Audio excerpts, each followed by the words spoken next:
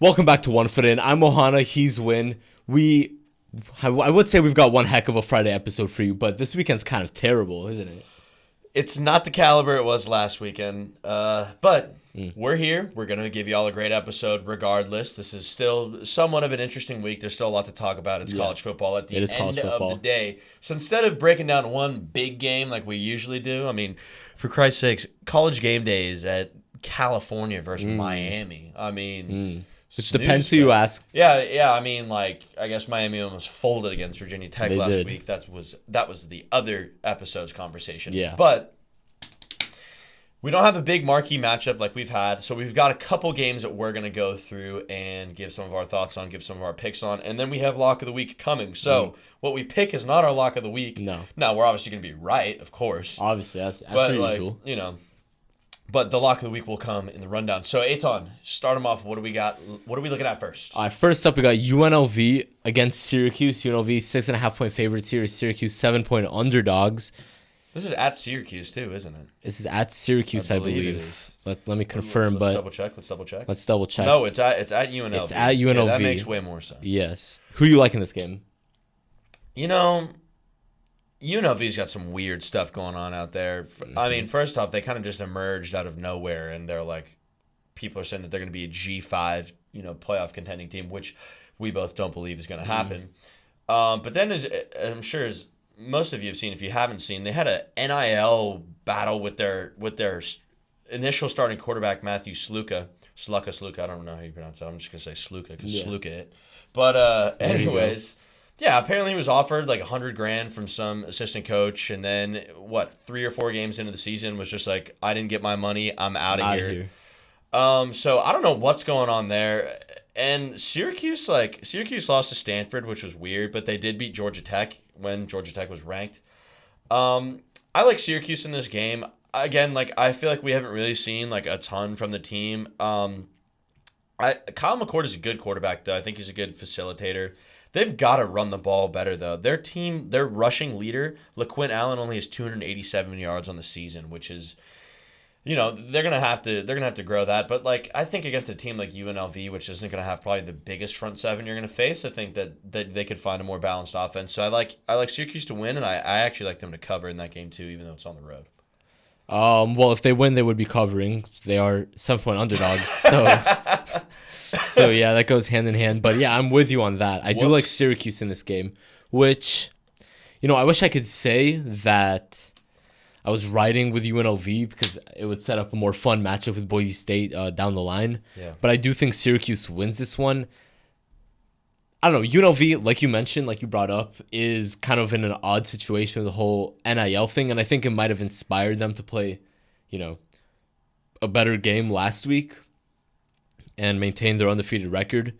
But I think Syracuse wins this one. The Stanford loss was, kind of just an odd one. It's whatever. I don't think Syracuse is an undefeated team, but I think they're good enough to win this game. So, yeah, give me Syracuse. I'm +7. Even, I picked them to win outright, but I definitely picked them to cover the +7. That to me feels like a lock, but it's not my lock of the week. Don't want to get ahead of myself. Yeah. So, yeah, I guess we're in agreement on that one. McCord is also at a 65% completion rate, which is pretty good. Yeah. He's been sacked a couple times, so if the O-line can keep that clean. But again, I mean, I don't know what's going on with UNLV. They're ranked, but I just don't think that highly of them. And you know what, UNLV, if you want to go out there and prove me wrong, then go out there and prove me wrong, you rebels. But I think this is where you go down. I think this is where you lose that number. That's my opinion. I agree with you. All right, the next one we're going to look at is Missouri and Texas A&M. Now, this is a weird game because Missouri was, 6 or 7, a week or two ago? And then they go up and they almost lose to Vanderbilt, which we've talked about, but, probably should have lost to Vanderbilt. I mean, Vanderbilted at the end of the game. But Missouri just looked terrible. They looked flat. They didn't look well-rounded whatsoever. The play calling was odd. It was just, it definitely wasn't a top 10 team, and that's why they got bopped out of the top 10. I think they're out of the top 10. They should be, at the very least. A&M played Arkansas last week, And if you didn't watch that game, it was neck and neck the whole time. Arkansas was actually winning at one point in the fourth quarter, I believe, and then A&M ended up having a big breakaway touchdown, so they won that game 21-17 or 21-17. Actually, I don't think it was a breakaway touchdown, but they had a big drive early in the fourth quarter, and then they kept them out of the end zone. Arkansas is a good team, but A&M I feel like should have been better about that game. Marcel Reed, I like him. I think he's still relatively new when it comes to that whole system and that whole team. I think Missouri had a hiccup game. I do. The problem with this is that it's at Texas A&M. It's at, what is that, Kyle Field out there with all those generals wearing all that funny gear. Something like that. Something like that. This one's hard for me to pick, to be honest with you, because I think Marcel Reed could also really kind of piece up that Missouri team. So this is what I'm going to say. Texas A&M is favored by 2 points, which is actually really surprising to me. They're ranked, of course, but that's surprising to me. I think Missouri's going to have a comeback week here. I think Missouri's going to say, hey, we were ranked earlier. We were ranked high for a reason, and we're going to prove to you why we were ranked high. I think they're going to go in. I think they're going to win that game. But if they don't, then they're done. Season over. Yeah. Season over. 100%. What do you think? I hate to make it 2 for 2, but I'm there with you on Missouri. I think Vegas is a bit too low on Missouri right now relative to their competition. 2.5 point underdogs to Texas A&M. And yeah, like you said, they were ranked, 7th, just a week or two ago. So there's obviously a team with talent and a team that had expectations and that the AP poll and people believed in. And I mean, they're still 9th, and they deserve to drop after that Vanderbilt game. Yeah. But it's not like this is some, disaster class of a team. They're still undefeated. And yeah, I mean, they definitely had a weird season. You look at their receiving, like Luther Burden the third, second receiving, which for a guy that was touted as, is he going to be the wide receiver 1 in this upcoming draft? Probably shouldn't be the case to be second receiving on his team. And yeah, I mean, it hasn't been the smoothest season so far for Missouri, but I do think this is a spot I like them in as the underdog. If this was flipped, if this was Missouri -2, -2.5, Texas A&M underdog, I might have gone with Texas A&M in that spot to, even if not upset, win by or lose by 1 point, something like that. But I think Missouri wins this game outright, covers the points, and yeah, I agree with you there. And yeah, if they lose this game though, then yeah, they're just over. Their season's over. Yeah, it's that Vanderbilt game might as well be a loss on their schedule at that point because they have no hopes after that. But yeah, I think they're gonna prove themselves, or at least try to get back on track this week. But we'll see. Anything can happen. Shout out Texas A&M. They do present something different now with Marcel as their quarterback instead of Connor Weigman.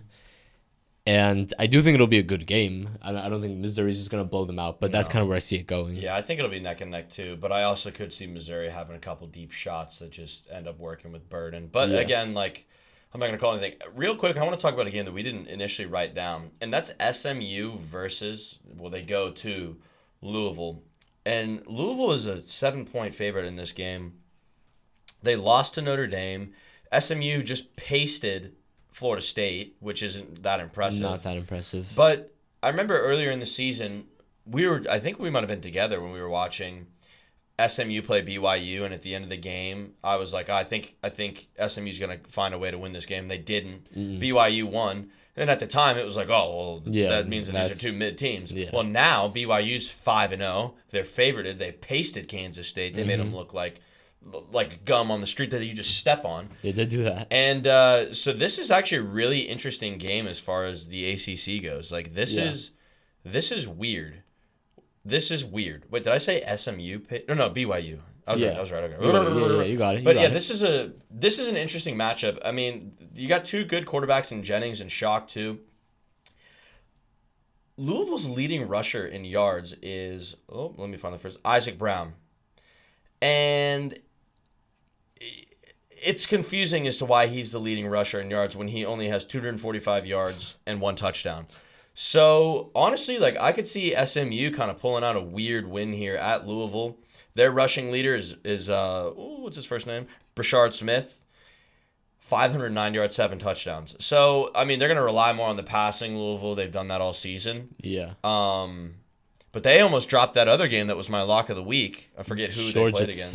Georgia Tech. Against Georgia Tech. They had almost that dropped blocked that game. field goal touchdown. So Louisville is not giving me confidence whatsoever right now. No. And this could be a game that SMU goes into Louisville and wins. And that's an interesting thing for the ACC to play out. Yeah, I agree with that. I think SMU could be a player here. Obviously, Louisville's coming off that loss to Notre Dame.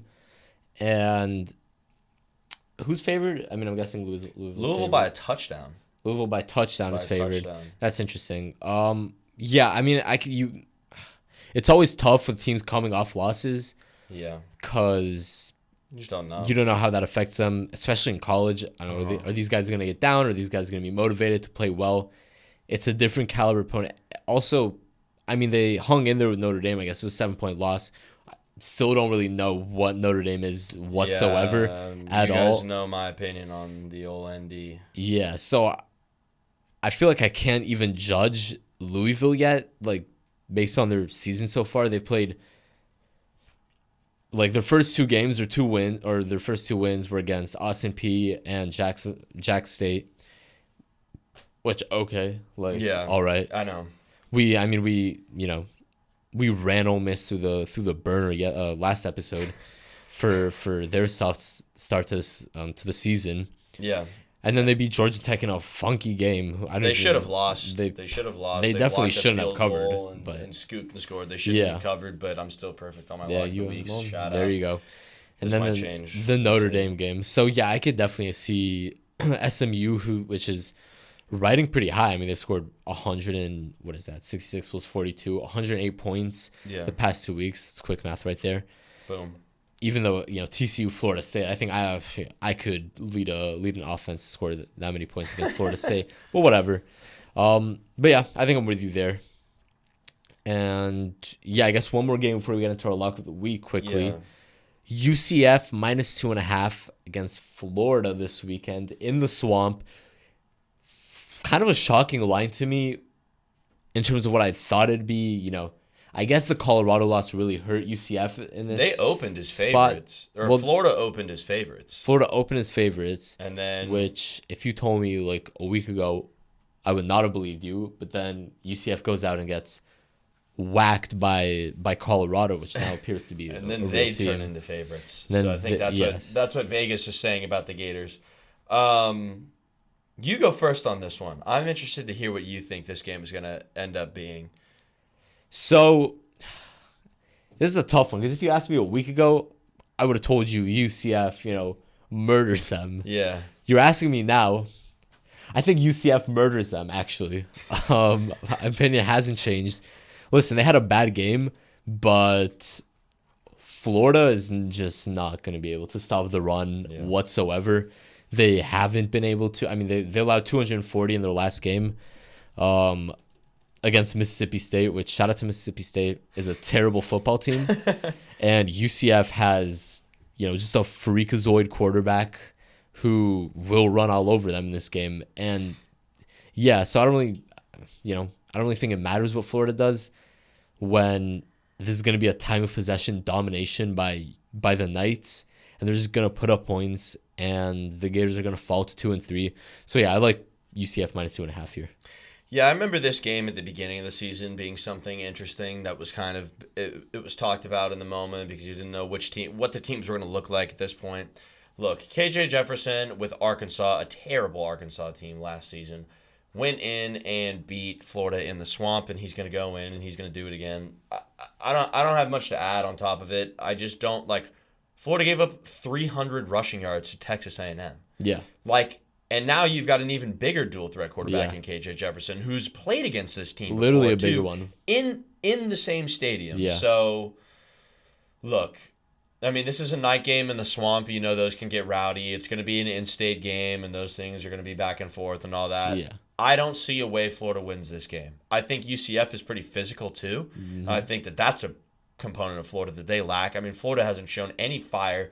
The only thing that Florida has going for them is that they're coming off of a bye week. Yeah, that's much. it. That's basically it. Pretty much. And after this UCF game, Florida goes to Tennessee. So Florida needs this game bad. Billy Napier needs this game bad, and he's not going to get it. I don't think he's going to get it. And if he does get it, it's actually really not that important in the grand scheme of things, in my opinion. If this is going to be a big game for him, it's going to have to be at least a 2 to 3 touchdown win. Yeah. And I really think it's going to be a 2 to 3 touchdown loss. Like, I really do. I think UCF's going to come out hot, and then they're just going to flatline Florida, and then they're just going to have their way with them. That's my take on that. I feel like I should be wearing the hate shades when I'm talking about Hate shades for Florida. Florida. Right now because I got no faith. No. You beat Mississippi State. Give a. That's not impressive. Not impressive. Not impressive. All right. Lock of the weeks right now? All right. My favorite segment that we do. Really? Yeah, my favorite segment. Because Really? you know what? Because you got nothing to lose anymore. Even if I dude. lose 1,000 times, I'm always gonna get back on that horse. I can fall 1,000 times. I can fall, but I'm gonna get up, and I'm gonna keep trying. And forget trying. I'm gonna change this program around. This is about to be a winning program here. I'm not missing any more locks of the week, and it starts with a pick that I feel very strongly about. A pick that is going to be money. Not literally. I'm not literally going to be making money on this. Many people will be once they, hear my opinion. But let me give you my college football week 6 lock of the week. That's going to be the Indiana Hoosiers, 13.5-point favorites over Northwestern football. Now, Indiana, they are a ranked team. Northwestern, not a great program. Here's what I like most, though. Indiana, undefeated straight up, and has a strong 4-1 record against the spread. 4-1 against the spread, so they're going to cover. The only fail was a 25.5-point spread against FIU, which, you know what? I'm going to give you a pass, Indiana. It happens. I didn't pick you in that game, so I don't really care. But First game of the season. First game of the season. It doesn't matter. You had no problems against the spread in Big Ten play so far. You covered the UCLA game. You covered the Maryland game. You're going to cover this Northwestern game. That's a fact. That's not an opinion. That's 100% fact. Northwestern, by the way, is 1-3 against the spread so far this season. Indiana's offense has scored 42 points at least in 4 straight weeks. It's just, this is free money. Any of you out there listening, go ahead and bet on this. I can absolutely guarantee that this is a winning lock of the week. And, I'm really excited to have that one in my record book. I'm really excited about it. Let's just say, dude, you are excited. You are excited about really this. And if this doesn't hit, then I'm going to have to come up with something. I think this is like calls for some real stuff if you don't hit this. But you're confident. I'm confident. Dude, they go to Northwestern, dude. They're playing on one of those Great Lakes up there, dude. You're not afraid of their hands getting a little cold when that wind comes through, 4-1 against the spread. 4-1 against the spread. I don't know, dude. We're going to see. This is money. This is money. Northwestern shout out. Okay, my lock of the week. This feels like a cop out. But at the beginning of the season, this was like, oh, a huge game. And now it feels like a cop out. Mm-hmm. The only reason that I'm even saying it is because the spread to me is just so ridiculous. Yeah. Clemson goes to Florida State. And Clemson are, in some regards, 14-point favorites, and in others, 14.5-point favorites. You know what? I don't care. Clemson could be a 21-point favorite. They could be a 28-point favorite. They could be a 30-point favorite. Wow. Dude, FSU has no chance in this game.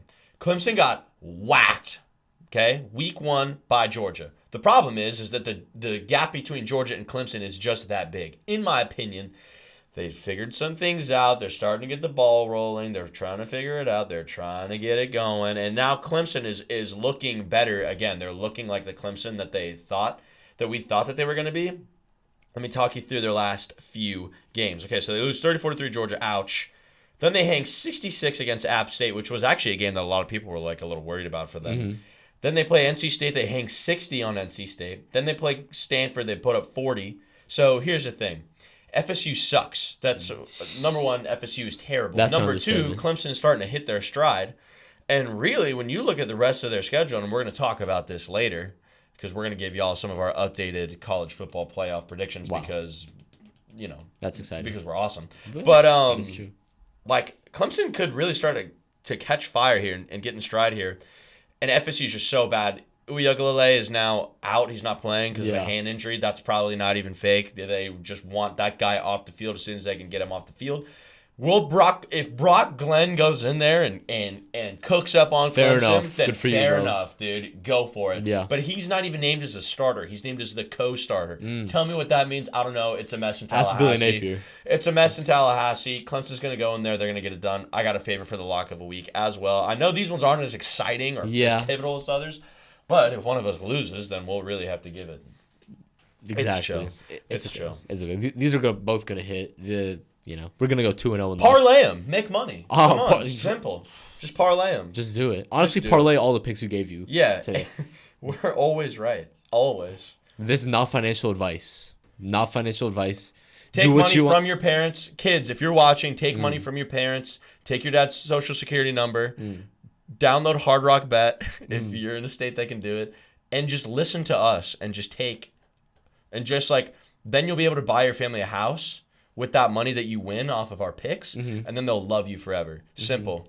For legal reasons, that is not financial advice. But PR if you want to do that, go have at it. The Goose PR team's going to be angry, dude. Yeah. Goose LLC. All right. I think that's all we got for the opening segment. Let's jump straight into the rundown. Okay.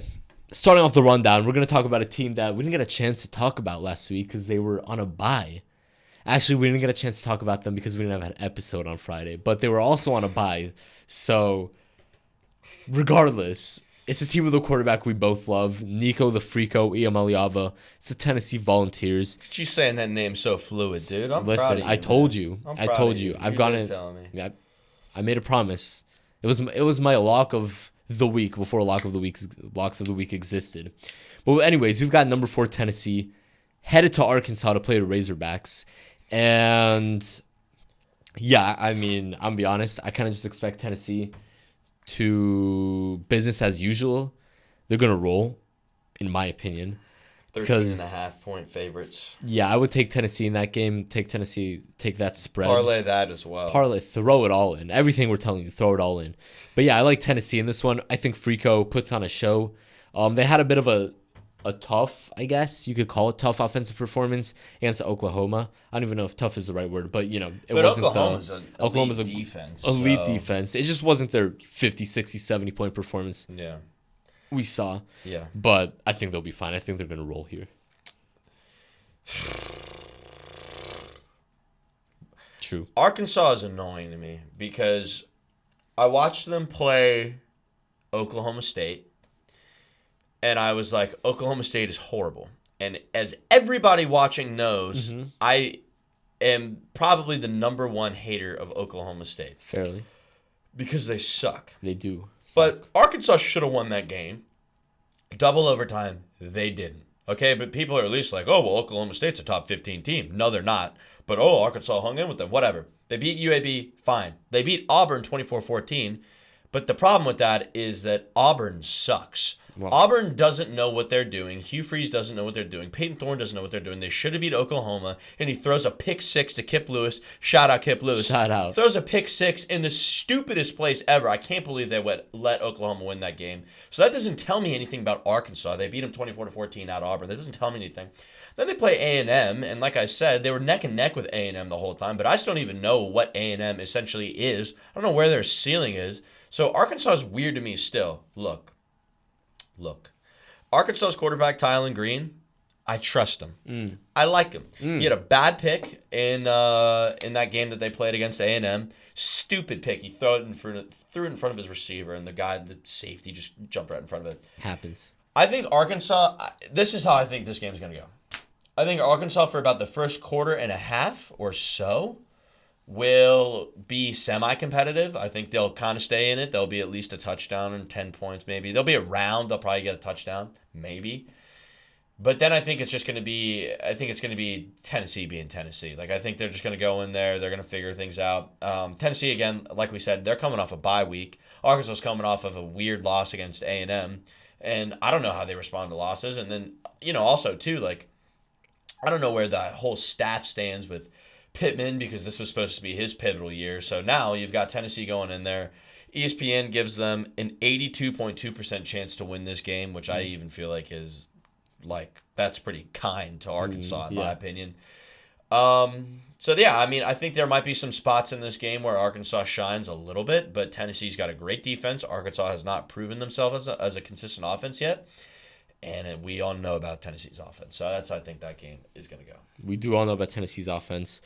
So I guess we both agree on that one. This next game, I think, I don't think it'll be interesting at all, but Georgia going up against Auburn after that loss to Bama, which we all saw, probably the game of the year up to this point. Auburn, I've got bad news. This is kind of a rough spot for you here. You're not really that good anyways, like you just talked about a second ago. Your quarterback kind of stinks. You probably should have beaten Oklahoma, but whatever. But now you're going against a Georgia team with their back against the wall that just got embarrassed on national TV. They really did get embarrassed. I mean, they got blown out for most of that game. They made a miraculous comeback, and then they just got dunked on by Ryan Williams. So, yeah, they're kind of a wounded, bear at this point. They're definitely not a puppy. So I kind of think Georgia's going to just jump all over Auburn here and really murder them. Let me not say murder. They're going to dominate them in ways that Auburn will not be ready for whatsoever. Peyton Thorne, this might be it for you, pal, because you're going to throw a couple really nasty picks here, and it's just not going to be good. But, prove me wrong. Hugh Freeze does not beat or contest with Georgia. That's all I need to say about it. Peyton Thorne doesn't know how to compete, contest, or beat Georgia. No shot. There just isn't a likely scenario where this happens. Now, we watched Georgia play a weird game against Kentucky where they arguably could have lost that game if Mark Stoops wasn't a COWARD. But he figured it out and thraxed Ole Miss. Shout out Ole Miss. Not a fan of you right now, Jackson Dart. But anyways, like, it's in Georgia, and like you said, Georgia's now they're going to prove themselves. Like the practice this week in Athens, Georgia, I can assure you is like pedal down. Because look, they've got Auburn, they've got Mississippi State. Simple. And then they go to Austin, Texas. Yep. So these next 2-3 weeks leading up to this Texas game for Georgia are heightened practices. Those are that staff right now is saying like, oh, you're complacent because you won some national championships. I know how Kirby Smart is. He's going to be fired up. He's going to get them rolling. They're going to piece up Auburn, and the college football world's going to remember who the University of Georgia is. Simple as that. All right. We told you guys last episode that our college football playoff predictions, might not all have been all the way exactly 100% accurate. And this is our moment here, right now, to make some revisions to our original predictions. Now, granted, we do not get to be, we're not off the hook for our original predictions. We made those predictions. If we're wrong, we're wrong. But this is just what we think has changed throughout, the 5 or so weeks of college football this year. So I'll let you go ahead first. My top 4 is still the same. Yeah. I have every team still winning their conference. I have Texas winning, I have Ohio State winning, I have Miami winning, I have Utah winning, even though I don't know what's going on in the Utah camp out there. I think they're going to figure it out. I don't think BYU's going to beat them. I think they're going to figure it out. Now, this is where it immediately changes after that, because I was of the opinion that Alabama wasn't even going to make the playoff because I thought that Ole Miss was going to play better. I thought that Georgia was going to play better. And I just didn't think that Kalen DeBoer was going to have as seamless as a transition as he seemingly had. And you can't blame me. Don't blame me. And if you're watching this and if you're blaming me, then I'll find you. But Alabama's my 5 seed now. I think they just look great. That win for Georgia obviously is huge. Still have Oregon at 6 there. I like that. I have Tennessee up at 7. I originally had them at 11. I have them up at 7. I had Missouri originally at 7. No longer anymore because Missouri. No faith in you, Missouri. No faith. 8, I got Kansas State, who I also originally did not have in there. I think, BYU is in there, and Colorado's now a contender in the Big 12. Iowa State's a contender in the Big 12. I think Kansas State's going to get those wins that they need to do, that they need to get done. I still have USC there. They went from 8 to 9 for me. I still have Ole Miss at 10, like I said, or I have Ole Miss at 10. I said that they were going to make the playoff yesterday, even though they lost, and they will. They'll find a way. Now, this team is weird. Clemson. And I realized that Clemson is now my only other ACC team in there. I don't even know if I had another originally. I didn't. But Clemson's going to win out their season from this point. They're going to have one loss that's going to be the first game, and it's going to be to Georgia. Clemson's going to get in there at the 11th seed. Simple as. And then my G5 team, which we talked about on Tuesday's episode, I've got Boise State, and that is my updated, new, fancied college football playoffs. Wow. That's great work there. Thank you. Thank you. I am right there with you on keeping my top 4 seeds the same, and they're the same as yours except for that 2 seed, which I still have Oregon winning the Big Ten. I'm going to stick with that. I felt it in my gut at the start of the season, and even after Oregon's tough start, I still feel it. I'm riding with Oregon. Just prove me right. Please don't prove me wrong. Please. Come on, Oregon. They play Ohio State soon, don't they? They do, and I think they're going to lose that game, actually, and then beat them in the Big Ten championship. Speaking of Ohio State, I still obviously have them making the playoffs. I have Bama making the playoff, which I already had. Georgia, I still have making the playoff. My list was actually pretty accurate, if we're being honest. Yeah, yours was better than mine. Yeah, mine was pretty I thought Arizona was legit. Wrong. Wrong. Even though they beat Utah? They're not. I don't want to talk about it. Yeah, but... So, yeah, I have Georgia still making it. Ole Miss, I do have dropping a few spots, but I do think Ole Miss is still going to get in. Kansas State, I still think gets in. USC, I still think gets in. Which means there's only 2 spots where I will be replacing teams in my playoff picture. First, let's start with... Actually, no, I'll start with Penn State. You're out. Tennessee, you're in. I just couldn't leave Tennessee out. I probably should have had them in the first place. Penn State, you're going to drop one eventually. I know I said on the last episode that I rock with you. I believe in you and all that. But, yeah, you're going to lose. I'm sorry. I just had to... I got to go with Tennessee here. Yeah. I had to switch it up on you. My bad. But, got to do what you got to do. Ridiculous. And then, the G5 team. You already know.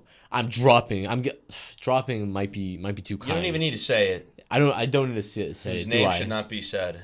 The first lock of the week miss, that green wave down, those Tulane, those dirty Louisians, Louisianians, the dirty Louisianians, but not the LSUers, only the Tulaners. Don't like you. I don't like Brian Kelly either. So well, there you go. But the green wave, my hatred for you is astounding. Profound. Profound. There it is. Pronounced. Something profound. in there. You got it. I mean, we got there eventually. We always will. Yeah, I hate you. And even if I didn't hate you for football reasons, I don't believe in you anymore, obviously. And so you're out. And in is the team we talked about on Tuesday's episode, Boise State. Shout out Ashton Jeanty. You're a beast. You want to talk about good running backs, unlike some of the teams we talked about earlier today. Yeah. Ashton Jeanty's a stud. And we talked about him obviously already. So yeah, those are the only 2 replacements I'm making. But the rest of my playoff, I am in love with. I think I'm going to be 10 for 12, which is pretty impressive. Mine, I knew my original one was risky going into it. I knew that I was definitely taking some shots. And I'm glad I got to revise it, but I do apologize for my first one being... Well, look, you never know what can happen. The Big 12 is wide open. You never know. But I thought Northern Illinois, I had faith in you. Yeah. That's sad. Tough. Not chill. Tough. All right. I think we're all good here. Let's get into Complaint Courtroom. Woo-hoo. Okay, Complaint Courtroom, one of our favorite segments here because it gives us the opportunity to do some complaining, which is, always fun to do, if we're being honest. Just to get things off our chest. If you don't know how this works, one of us will complain while the other pretends to be a judge of sorts, a college football judge of sorts, who determines whether our complaint is valid or not. So we have a minute on the clock. I can go first. I can throw on the shades. Should we do more? Should we do more than a minute? Or should we just do No, let's keep it a minute. Let's keep it a minute. All right. Let's be consistent. Let's be honest with the segment. Let's do that. So, shades on for the complaint. Let's go right into is it. In session. All right. 1 second. Let me know when to start. 1 minute on the clock. Mr. Ohana, court is in session right now. I want to complain about something many people will complain about in all sports, regardless of the level, college, professional. That's the zebras. Those refs. Nobody likes the refs. Everyone has something to complain about. And I want to talk about that Miami-Virginia Tech game because that end of the game, even if we both agreed that the decision was the correct one, respectfully, nobody wants to sit in front of their TV waiting to see what happened for like 15 minutes at the end after that crazy, that craziness. We don't want to see that. We want quick decisions. And this happens. This isn't just the Miami VT game, but this happens throughout games. We see it consistently all the time. These replay reviews and all this stuff that should take, way shorter of a time than it does. I'll just say that. And we're out here sitting for 5-10 minutes. We have multiple commercial breaks to make one decision on a play that could have been reviewed in 2 seconds by me on my couch. That was reviewed in 2 seconds by me on my couch. So refs, let's speed up the process. Let's get to it. We all have things to do. I think that was a good complaint. I think I agree with my own complaint, to be honest. Yeah, I mean, I can't disagree with you, and it's not that game either. If you listen to some other analysts and some other people talk about it, I mean, there's been some awful officiating in games, and the thing about officiating is it's not only like, they called a lot of pass interferences or holdings in this game. Like, it's pivotal moments in multiple games.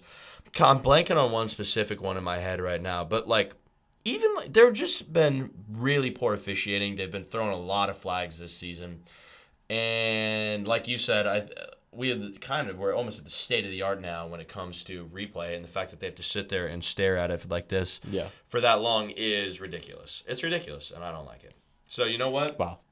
I'm giving you a valid complaint there, 100%. Let's go. Okay. Give me 1 second because I want to make sure that I've got everything cooked up for this minute. Hey, you got it. For this minute. You got it. All right. I'm good. You good? All right, your minute starts in 3, 2, 1, go. I mentioned it earlier, and I'm circling back to it. Okay. The UNLV NIL thing is ridiculous, and the whole Matthew Sluka thing is ridiculous, and what's ridiculous about it is it's both parties. That's what's ridiculous. I just don't understand because it's a verbal contract of $100,000. This guy's played 4 seasons at Holy Cross or something like that. The Holy Cross Crusaders. Yep. And then he comes in, he's like, pay me a bunch of money or else I'm leaving. You go to UNLV, it's really not that deep. It was an assistant coach who apparently said, it's all hearsay at the end of the day. This is the thing. I would look if he's throwing for 1,000 yards, and I get it, dude. This is his stats this season. Read off his stats. 21 for 48, bang, 318 yards, 1 interception, 6 touchdowns, and that's through what, 5 games, 318 yards, 3 games. Dude. Shout out Matthew. I don't understand it. And then he just up and leaves in the middle of the season. The fact that they're even able to do that because they're not getting paid money is insane. He's not going anywhere in life. That's why he's mad at the money. Wow. Play college football. Do what you're supposed to do. And Done. then, the people at UNLV, don't be just throwing money around to people when you don't have it. Shout out UNLV, but not in a good way. UNLV, what are we doing? Dude, you live in Vegas. There's so much money around Vegas. There's so much money. UNLV, you should be able to afford that, UNLV. And honestly, I don't have a problem with kids trying to get their money, obviously. Look at him, dude. He looks like a high school bully. He Matthew does. Sluka. Wow. Disney bully. In the varsity, Jack. Look at Matthew Sluka's. Look him up. I'm not gonna show it, but look at his picture on ESPN. He looks like a guy that would demand money. money. 100%. Be like, give me your lunch money, and then he does it, and then he's like, I'm telling on you. But honestly, I don't have the biggest gripe with Matthew Sluka wanting his money. I think if assuming UNLV promised it to him. If they promised it to him, then I don't really have a problem with him trying to, get what was promised was owed to him. If he's just like, I feel like I want more money right now, so I'm going to leave if you guys don't up my pay, then I have a problem with you, Matthew. I guess we don't know the whole story. Hopefully we will one day, and we'll be able to really determine who's the villain and who's not, and whether or not. Well, I guess you said both parties. Well, yeah, that's what I was going to say. I think I got a little too animated there, and we're pinning too much of it on Sluka. Shout out Sluka. I mean, dude, the reality is like, dude, if I'm about to play my 5th year of college football, like, this is it for me.